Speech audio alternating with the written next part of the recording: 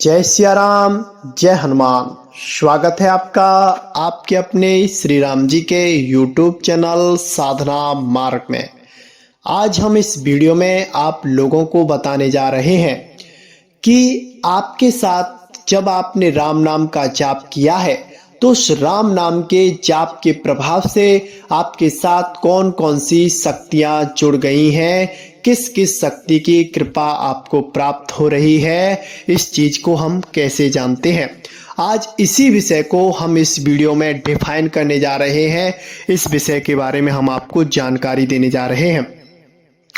राम नाम का जाप कोई भी साधक कैसे भी करता है, जिस भाव को लेकर करता है उस भाव की उसको सहज ही में प्राप्ति हो जाती है। बाबा ऐसी कृपा करते हैं, राम जी ऐसी कृपा करते हैं कि उसका भाव जिस भी इष्ट में उसका समाहित है, जिस भी भगवान को वो अपना आराध्य देव मानता है, उसी आराध्य देव भगवान की शक्ति सानिध्य उसको प्राप्त राम नाम के जाप के प्रभाव से स्वतः ही हो जाती है। क्योंकि राम नाम का जो मंत्र है, जो राम नाम का जाप है, वो कल्प तरु है। भक्तों के लिए कल्प वृक्ष का कार्य राम नाम का जाप करता है।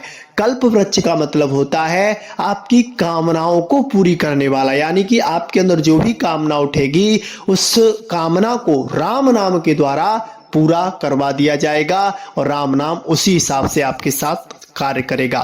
बहुत से साधक ऐसे होते हैं, वो कहते हैं कि हम आराधना तो किसी और की करते हैं लेकिन राम नाम का जाप क्यों करें।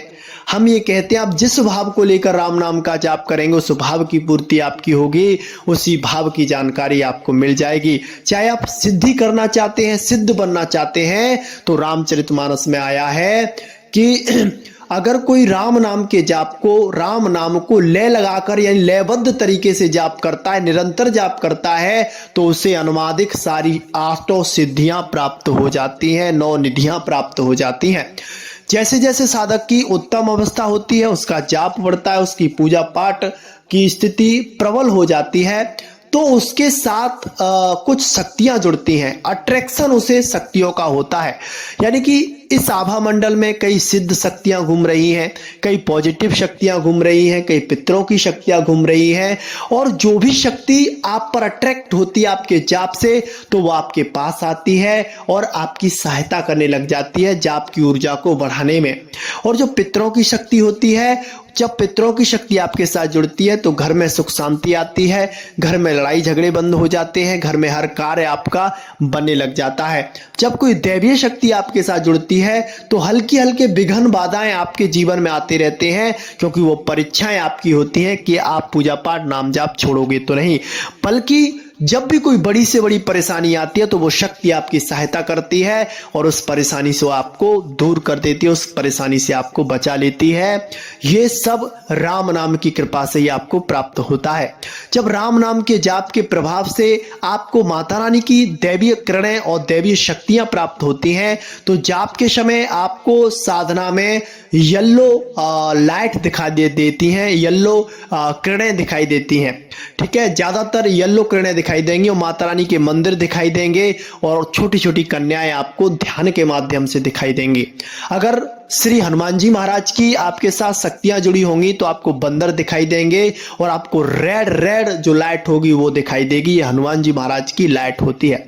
अगर आपको व्हाइट लाइट सपने में या फिर जाप के समय दिखाई देती है तो व्हाइट लाइट जो होती है वो देवी माता की भी होती है और सिद्धों की भी होती है। जो सिद्ध संत होते हैं उनकी आप पर कृपा होती है तो उनको आप येलो शक्ति के माध्यम से फाइंड कर सकते हैं, उनकी आप जानकारी ले सकते हैं। और भी इस जो मंडल है हमारे, उस मंडल में जो आसपास जो हमारी नजदीकी शक्तियां हैं वो जाप के प्रभाव से हमारी तरफ अट्रैक्ट होती हैं और हमारी सहायता करती हैं। हर किसी शक्ति के लक्षण अलग अलग होते हैं। जैसे कि कोई आप पर बाहरी शक्ति अट्रैक्ट हुई है, कोई पितृ अट्रैक्ट हुए हैं, तो पितरों की वजह से आपका मन प्रसन्न रहेगा, आपको शांति मिलेगी, आपको ऐसा लगेगा कि आपने सब कुछ पा लिया है। एक तरह से आपके अंदर एक खुशी का माहौल जागृत हो जाता है।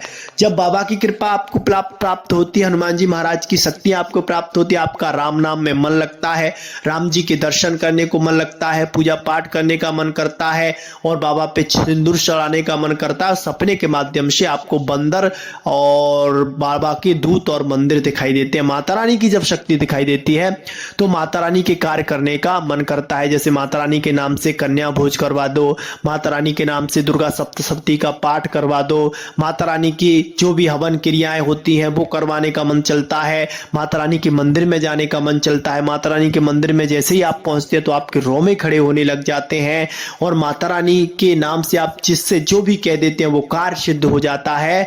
तो ये सब माता रानी की शक्ति आपके साथ जुड़ गई है, उसका संकेत होता है। ये कुछ लक्षण होते हैं जिन लक्षणों से आप जान सकते हैं कि आपके साथ कौन सी शक्ति जुड़ी है और उस शक्ति से आपको क्या प्राप्त होने वाला है, और यह राम नाम के जाप से ही आपको प्राप्त हुई है। तो इसका कारण क्या है, इस शक्ति का उद्देश्य क्या है।